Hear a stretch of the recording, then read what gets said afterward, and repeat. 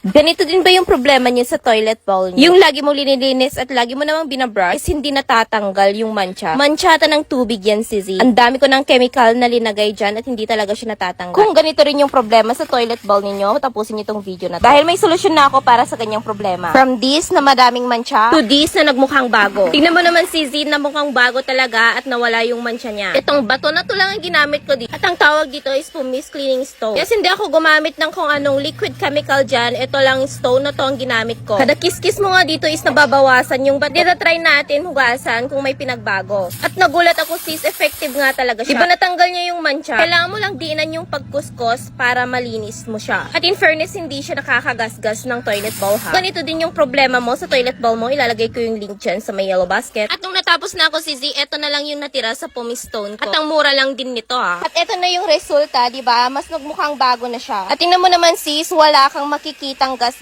dyan. Meron pa rin diyang bakas ng kahapon, pero hindi ko kasi siya makuskus kasi mataba yung stone. Pero okay lang yan kasi hindi naman siya nakikita.